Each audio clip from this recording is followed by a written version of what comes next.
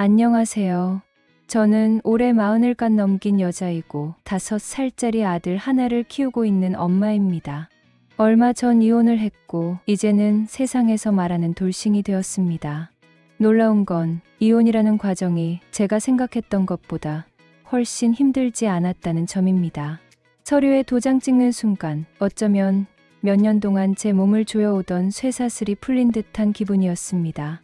정말 이게 끝이구나. 이제 다시는 그 집안과 엮이지 않아도 되는구나. 그 사실이 저를 살게 했습니다. 오히려 속이 시원하다고 해야 할까요? 아이를 안고 집으로 돌아오는 길에 심장이 두근거릴 정도로 가벼워졌습니다. 아이를 재워놓고 혼자 앉아 있으면 문득 웃음이 터지기도 했습니다. 이상하지 않나요? 결혼할 때는 세상 누구보다 서로를 아끼고 사랑한다고 맹세했던 두 사람이었는데 이제는 남보다 더 철저한 타인으로 돌아갔다는 사실이 말이에요. 그런데 웃음 뒤에 따라오는 건 또 다른 감정입니다. 바로 회한이죠. 정말 남남이었다면, 그저 길에서 스치듯 만난 사이라면 서로 조금 불편하더라도 그냥 인상 한번 찌푸리고 끝났을 일들이 왜 결혼이라는 이름 하나 때문에 그렇게 저를 괴롭혔을까요? 왜 저는 그 고통을 참으며 살았을까요? 그 생각을 하면 제 자신이 어이없을 정도로 한심하게 느껴집니다. 시댁과 얽혀 살면서 겪은 일들은 너무 많습니다.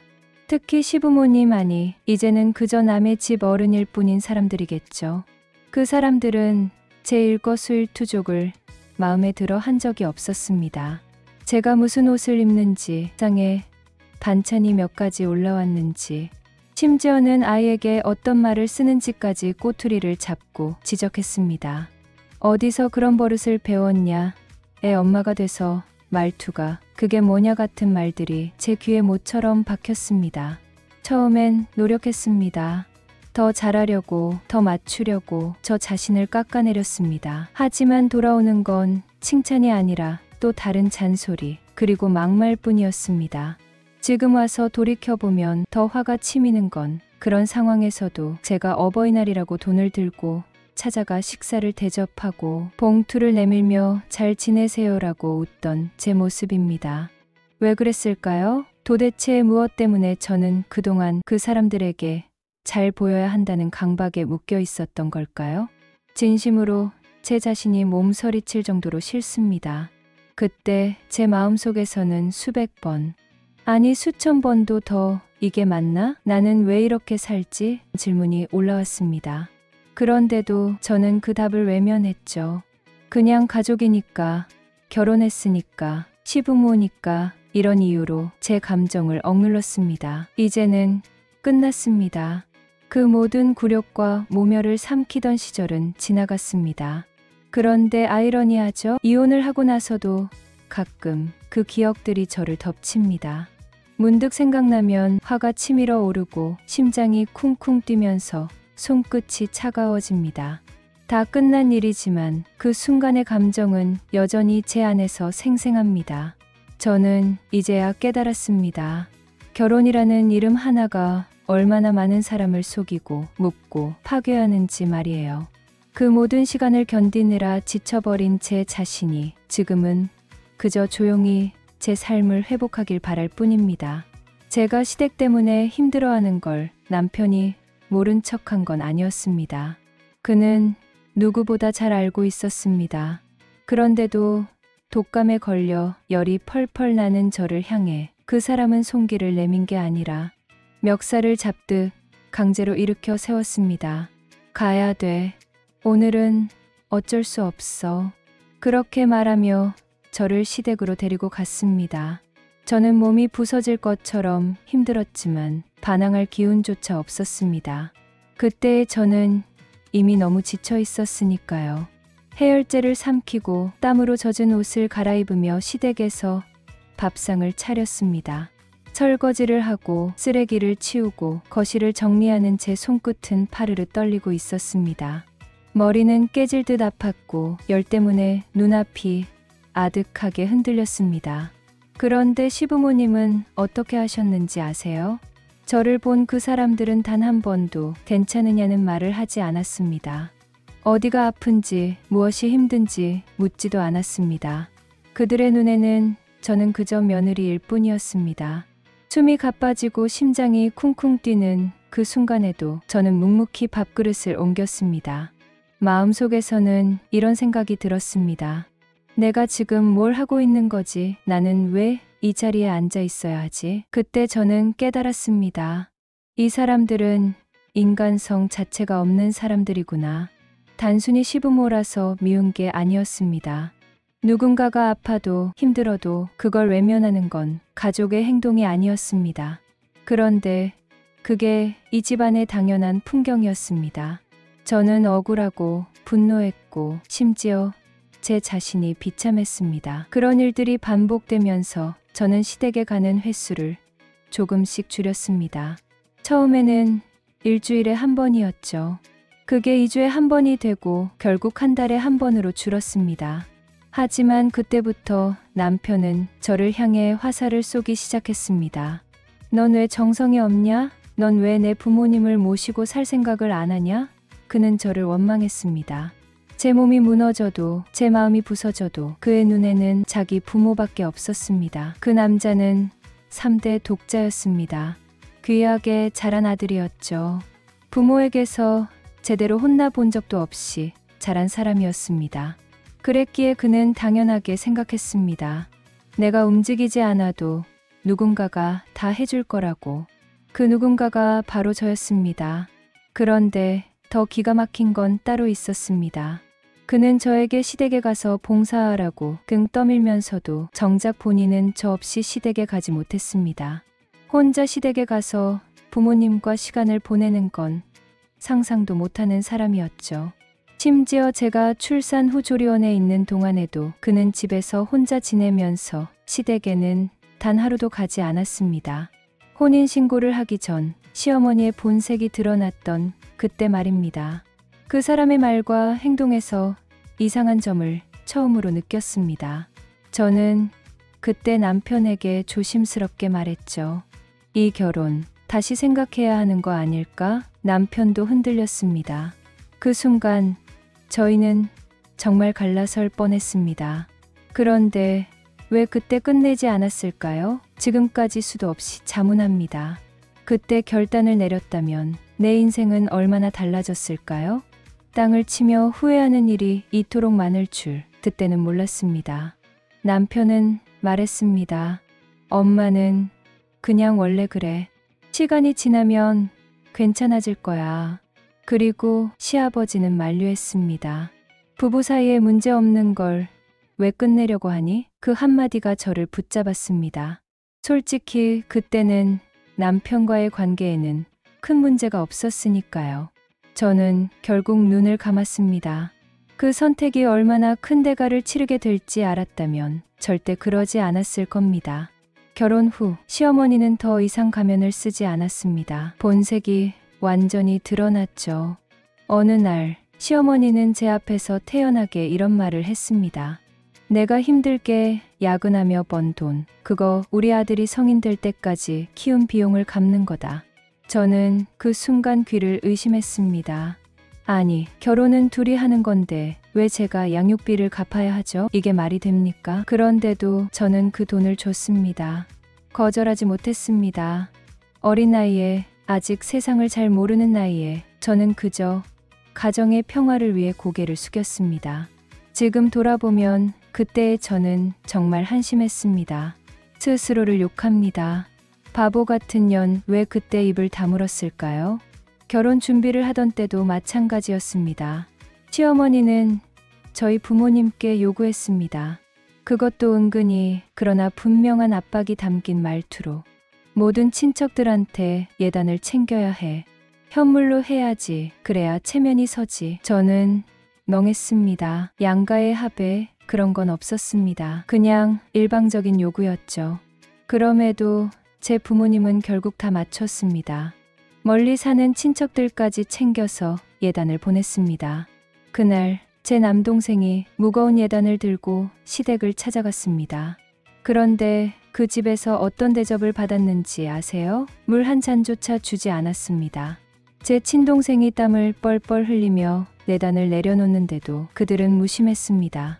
그저 당연하다는 듯이 물건만 챙기고 끝이었습니다. 그런데도 저는 그 시어머니를 무슨 날마다 챙겼습니다. 명절이면 봉투를 들고 갔습니다. 생일이면 선물을 준비했습니다. 그 사람에게 잘 보이고 싶어서, 남편을 위해서, 내 가정을 위해서 그렇게 애쓰던 제 자신이 지금은 너무 혐오스럽습니다. 그때를 떠올리면 가슴이 벌겋게 달아오르고 손이 덜덜 떨릴 만큼 분노가 치밉니다. 그런데도 결국 저는 그 시절을 버텼습니다. 왜였을까요? 가족이라는 이름이 주는 그 이상한 속박 때문이었을까요?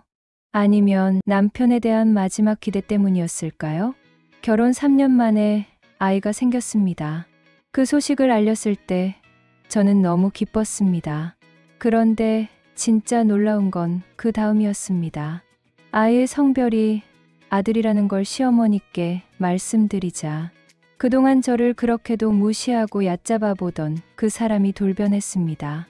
정중한 태도로, 그것도 꽤나 부드러운 목소리로 저에게 사과를 하더군요. 그동안 내가 심했지? 이제 잘 지내보자.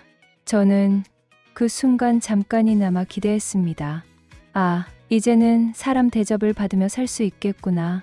그 지옥 같던 시간이 끝나는 건가? 그게 얼마나 큰 착각이었는지는 아이가 태어나고 나서야 알게 되었습니다. 아이를 낳자마자 시어머니는 돌변한 또 다른 얼굴을 보여줬습니다. 4대 독자라는 이유로 손주를 끔찍할 정도로 아꼈습니다. 아니, 아낀다는 말도 부족합니다. 집착에 가까웠습니다. 조리원에서 나온 지 얼마나 됐다고 몸도 회복되지 않은 저를 집안일에 붙들었습니다. 아이를 핑계로 집에 일주일에 서너 번씩 찾아왔습니다. 그리고는 당연하다는 듯 말했습니다.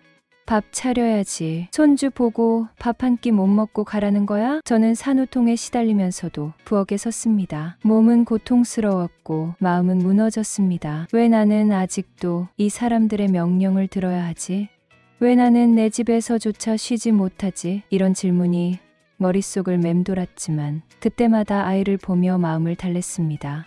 하지만 시어머니의 간섭은 거기서 끝나지 않았습니다. 아이가 돌이 지나기도 전에 그 사람은 아이에게 이상한 말을 주입하기 시작했습니다. 너는 4대 독자야. 특별한 사람이야. 아무나 되는 게 아니야. 처음에는 그냥 애정 표현인 줄 알았습니다. 그런데 그 말은 아이가 말을 알아듣기 시작할 때까지 이어졌습니다. 심지어 점점 더 강해졌습니다. 저는 그 말이 너무 불편했습니다. 아이에게 이런 말을 계속하면 대체 어떤 아이로 자라겠어. 그래서 몇 번이고 남편에게 말했습니다. 당신 엄마, 애한테 이상한 말 좀 하지 말라고 해. 하지만 남편은 늘 그랬듯 묵묵부답이었습니다. 아이에게 버릇없는 행동이 나타나기 시작했을 때 저는 당연히 엄마로서 해야 할 일을 했습니다. 잘못한 건 잘못이라고 가르쳤습니다. 그런데 그때 시어머니가 보여준 반응은 상상 이상이었습니다.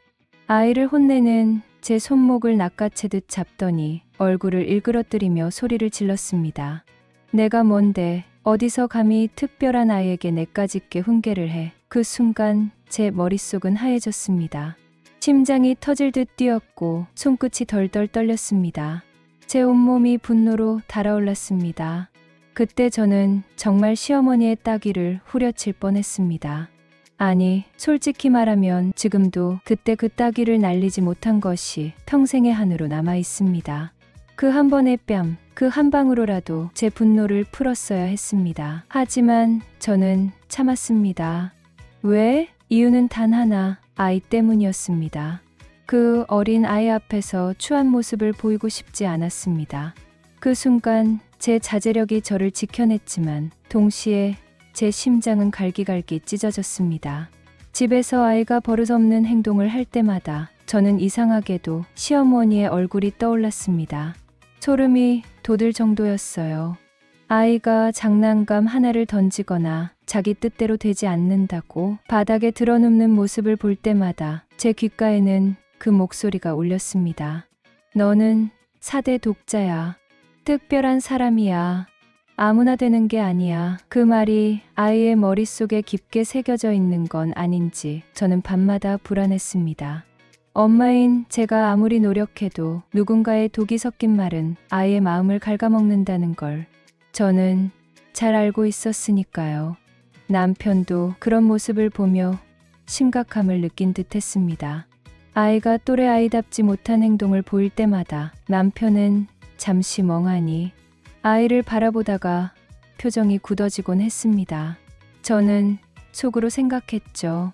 이제라도 깨닫겠지. 내 엄마가 아이에게 어떤 영향을 줬는지.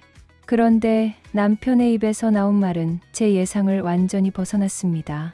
우리 엄마를 싫어하는 사람은 없어. 다들 엄마 좋아해. 그 순간 저는 숨이 막혔습니다. 헛웃음이 나왔어요. 정말 웃음이 아니라 한숨이 뒤섞인 씁쓸한 비웃음이었습니다. 저는 그 자리에서 아무 말도 하지 않았습니다. 말해봤자 소용없다는 걸 알았으니까요. 그동안 몇 번이나 이야기했지만 돌아오는 건 늘 같았습니다. 너는 엄마를 몰라서 그래. 그 대답을 또 듣고 싶지 않았습니다. 그래서 저는 가만히 있었습니다. 하지만 제 머릿속에는 이미 하나의 문장이 떠올랐습니다. 우리는 결국 이혼하게 되겠구나. 그때 저는 깨달았습니다. 아마 그 순간부터였을 겁니다. 저는 남편과의 관계를 되돌리려는 노력조차 접었습니다. 아이를 위해서, 가정을 위해서 그런 말들은 그저 껍데기에 불과했습니다. 저는 이미 마음 깊은 곳에서 이 결혼을 정리할 준비를 하고 있었습니다. 막연하지만 분명한 확신이 제 안에 자리 잡았죠. 이건 끝났다. 작년 그 사건은 정말 도화선이었습니다. 저는 지금도 그 장면을 잊을 수 없습니다. 그날 시부모님이 집에 오셨습니다. 평소처럼 밥을 차리고 상을 차려 4명이 함께 앉았습니다. 저는 그저 조용히 그 시간을 넘기고 싶었어요. 그런데 그날 제 인생을 바꿔놓을 일이 벌어졌습니다. 아이에게는 편식하는 버릇이 있었습니다. 저는 늘 타이르듯 말했지만 잘 고쳐지지 않았습니다. 그날은 남편이 아이를 앉혀놓고 단단히 마음먹은 듯 말했습니다. 이제는 먹어야지. 이거 안 먹으면 안 돼. 아이 앞에 놓인 건 그리 특별한 것도 아니었습니다. 그냥 반찬 몇 가지. 그런데 아이는 고개를 절레절레 흔들며 얼굴을 찌푸렸습니다. 남편이 단호하게 다시 말했죠.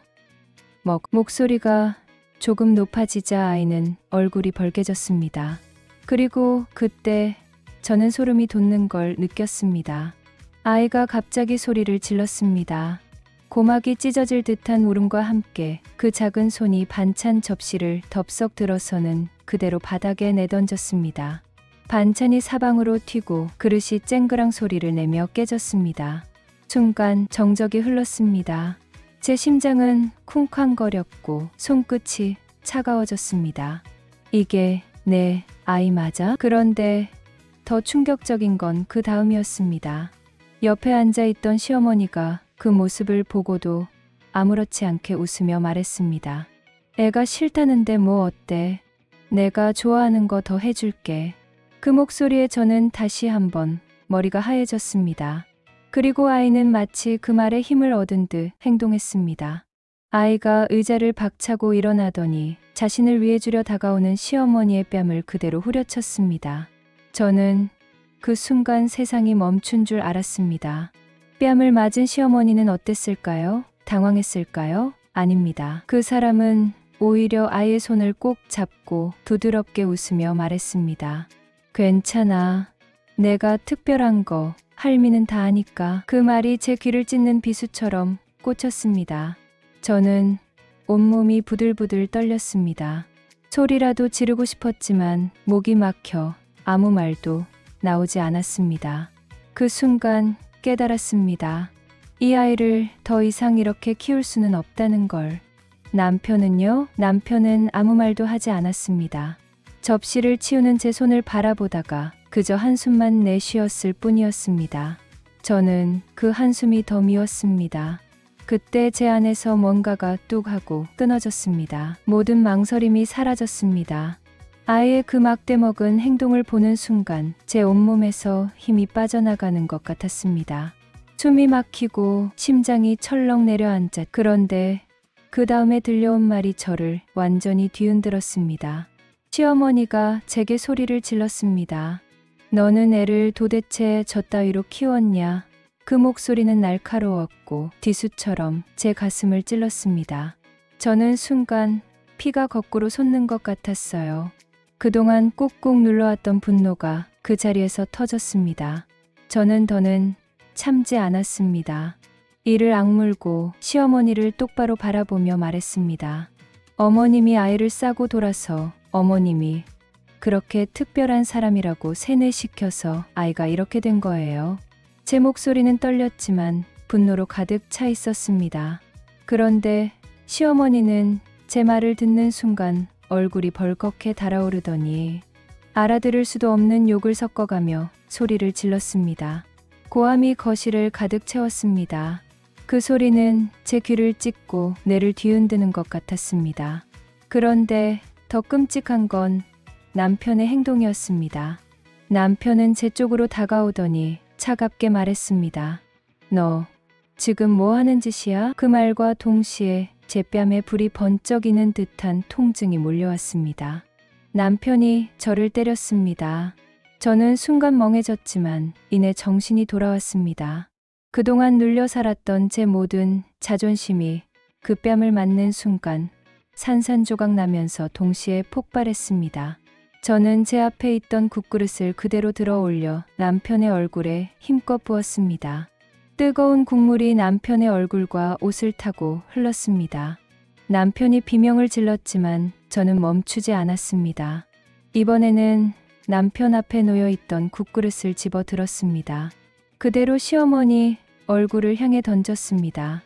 그릇이 부딪히는 소리와 함께 국물이 사방으로 튀었습니다.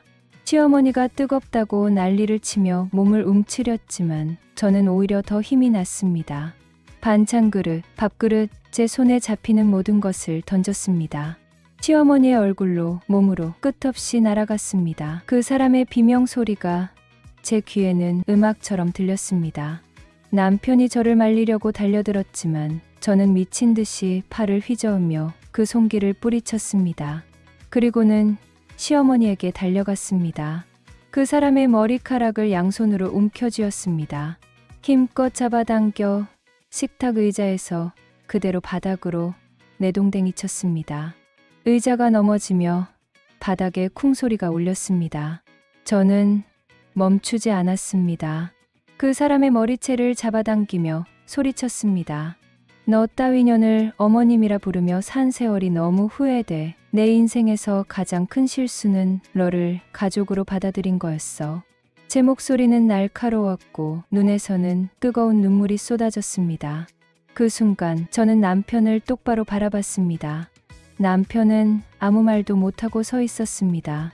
얼굴에는 공포와 충격이 뒤섞여 있었습니다.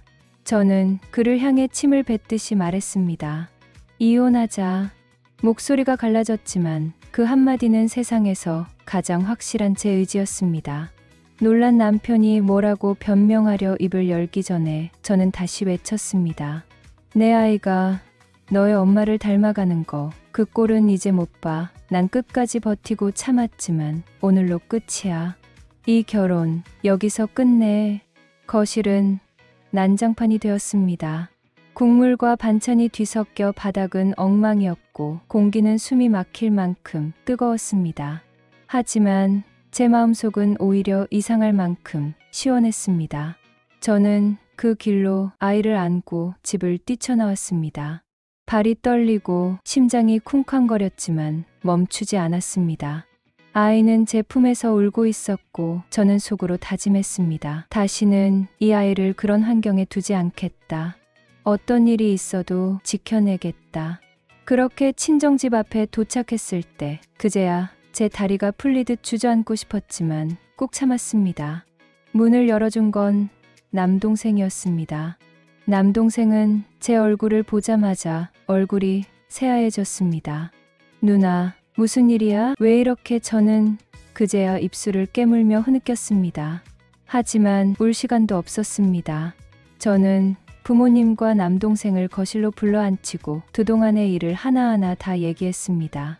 시어머니의 만행, 남편의 뺨, 오늘 그 난리까지 저는 울면서 말했고 부모님과 남동생은 이를 악물며 듣고 있었습니다. 제 얘기가 끝나자 아버지는 말없이 자리에서 일어나 방으로 들어가셨고 어머니는 제 손을 붙잡고 떨리는 목소리로 말했습니다. 너 왜 이제야 얘기했니? 왜 혼자 참고 있었니? 그 말에 저는 또 한 번 눈물이 터졌습니다. 그날 밤 남편은 저희 집까지 찾아왔습니다. 현관 앞에서 문을 두드리며 미친 듯이 소리를 질렀습니다. 저는 아이를 품에 안고 거실에 웅크린 채 문 앞에서 벌어지는 일을 숨죽여 들었습니다. 남동생은 조용히 신발을 꿰차고 나가더니 한마디도 하지 않고 남편을 밀쳐냈습니다. 남편이 욕을 하자 남동생은 눈을 부릅뜨며 위협했습니다. 한 발자국이라도 더 다가오면 난 그냥 안 넘어가. 당장 꺼져. 남편은 얼굴이 일그러진 채로 뒤로 물러나더니 결국 소리를 지르며 차를 몰고 갔습니다. 그 소리가 멀어질 때까지 저는 숨을 쉬는 것도 힘들었습니다. 며칠 후 부모님과 남동생이 함께 남편을 만나 이혼 이야기를 꺼냈습니다. 남편은 처음에는 펄쩍 뛰며 못하겠다고 했습니다. 하지만 이미 저는 마음을 굳혔습니다. 끝났어요. 다시는 그 집으로 안 돌아갑니다. 남편은 그제야 고개를 떨구었고 우리는 서류에 도장을 찍었습니다. 그렇게 저와 남편의 7년은 끝났습니다. 긴 싸움이 끝난 것 같았지만 제 마음에는 여전히 상처가 깊게 남아 있었습니다. 시어머니는 제가 아이를 데리고 친정으로 간 뒤에도 가만히 있지 않았습니다. 그 사람은 매일같이 저에게 전화를 걸어왔습니다. 첫 마디는 늘 같았습니다. 4대 독자를 내놔, 몸만 나가. 내가 낳았어도 그 애는 우리 집안의 핏줄이야. 그 말이 제 귀를 때릴 때마다 온몸에 소름이 돋았습니다. 그리고 이어지는 건 차마 입에 담을 수 없는 악담들이었습니다. 아이를 저주하는 말까지 서슴지 않았습니다. 저는 더 이상 그 악마 같은 인간에게 존댓말을 하고 싶지 않았습니다. 제 속에서 뭔가가 끓어오르더군요. 그 순간 저도 모든 예의를 버렸습니다. 내가 뭔데 내 아들에게 손을 대라고? 너 같은 정신 나간 인간한테 우리 아이를 맡기느니 내가 차라리 죽어. 제 목소리는 낮았지만 도끼와 분노로 가득 차 있었습니다. 그 뒤로는 욕이 오갔습니다. 시어머니가 소리를 지르면 저도 더 크게 소리를 질렀습니다. 저는 이제 겁낼 것이 없었습니다. 아이를 지키는 일, 그게 전부였으니까요. 며칠 동안 우리는 통화할 때마다 욕을 주고받았습니다. 시어머니는 입에 담지도 못할 저주를 퍼부었고 저는 그 못된 입을 막고 싶다는 심정으로 모든 기억을 끄집어내며 대꾸했습니다. 그 사람이 지금까지 나에게 한 짓들, 나를 무시하며 던졌던 말들, 내단을 강요하고 조리원에서 나오자마자 부려먹던 일들 저는 숨기지 않았습니다. 너는 인간이 아니야. 내가 내 인생을 어떻게 망가뜨렸는지 알아? 그 손으로 우리 아이를 건드려? 내 얼굴 다시는 못 보게 해줄 테니까 각오해. 제 입에서는 평생 안 쓰던 말들이 쏟아졌습니다. 그러다 어느 순간 시어머니는 제 전화를 받지 않았습니다. 차단을 한 모양이더군요. 그런데 저는 멈추지 않았습니다. 톡으로, 문자로 제가 받은 모욕을 그대로 돌려주었습니다. 그동안 시어머니가 했던 짓들을 낱낱이 적어 보내며 너는 이런 인간이야 라고 못을 박았습니다. 처음에는 시어머니가 계속 답장을 했습니다. 저를 조롱하고 더 악랄한 말들을 쏟아내며 제 분노를 부추겼습니다. 하지만 시간이 지나면서 답장은 점점 줄어들더니 결국 아무 대답도 없었습니다. 아마도 겁이 났겠죠. 아니면 더는 할 말이 없었겠죠. 그때 저는 깨달았습니다. 나는 이제 더 이상 두려운 게 없다는 거려. 내 아이를 지키기 위해서라면 이 세상 누구와도 싸울 수 있다는 거려. 그리고 그 싸움의 끝에는 반드시 자유가 있다는 것도 알았습니다. 저는 이혼을 통해 그 자유를 손에 넣을 거였습니다. 그날 이후 저는 다시는 뒤를 돌아보지 않았습니다. 남편과의 마지막 협상은 생각보다 담담하게 끝났습니다. 우리는 서로 위자료는 없이 결혼할 때 해온 것들은 각자 가져가는 것으로 합의했습니다. 몇 년을 함께 산 부부가 이렇게 더섭게 끝날 수도 있다는 게 허무했지만 후련했습니다. 처음엔 소송이혼까지 갈 뻔했어요. 남편은 아이 때문에 저를 압박했습니다. 아이를 빌미로 어떻게든 저를 다시 붙잡아 보려는 속셈이 뻔히 보였습니다. 하지만 결국 그는 포기했습니다. 그도 알았을 겁니다. 나와 남편의 경제력은 비슷했고 결정적으로 저는 엄마입니다. 법정에서도 아이는 당연히 저에게 올 거라는 걸 그 사람도 모를 리 없었죠. 이혼이 확정된 후 남편은 몇 번이나 연락을 해왔습니다. 아이를 한 번만 보게 해달라고, 목소리만이라도 듣게 해달라고 내달렸습니다. 하지만 저는 단 한 번도 허락하지 않았습니다. 제 마음속에 남은 건 연민이 아니라 혐오뿐이었으니까요. 아이가 그 집안 사람들과 다시는 엮이지 않게 하는 것이 제 인생의 최우선 과제가 되었습니다. 시어머니는 더 집요했습니다. 그 여자는 문자로 저를 압박했습니다. 아이만큼은 보여줘야지. 아무리 그래도 친할머니인데 그렇게 적힌 메시지를 볼 때마다 웃음이 나왔습니다. 친할머니, 제게는 그저 악마일 뿐이었습니다. 그래서 저는 답장에 단 한 줄도 정상적인 말을 남기지 않았습니다. 오직 욕설과 모욕뿐이었죠. 내가 할머니야? 내 손으로 우리 아이를 망치려 했던 거 잊었어? 두 번 다시 내 아이 앞에 나타나면 널 끝까지 밟아줄 거야. 그 문장을 보내고 나면 속이 조금이나마 시원해졌습니다. 법적으로는 어떻게 될까요? 솔직히 모르겠습니다. 하지만 저는 확실합니다. 법이 뭐라고 해도 저는 절대 아이를 그들에게 보여주지 않을 겁니다. 그건 내 양심이자 내 아이를 지키는 본능입니다.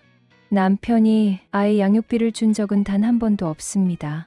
저도 요구하지 않았습니다. 요구할 마음조차 없습니다. 그 돈을 받는 순간 그 더러운 것들과 다시 연결되는 줄이 생기는 거니까요. 저는 그 줄을 완전히 끊어버렸습니다. 다시는 엮이고 싶지 않습니다. 그 사람들은 내 삶에서, 내 아이의 인생에서 완전히 사라졌습니다. 이제 제 곁에는 아이와 저뿐입니다. 그 어떤 방해도 없이 누가 뭐라 해도 우리는 행복해질 겁니다. 그 더러운 것들과 무엇도 엮이지 않을 것입니다.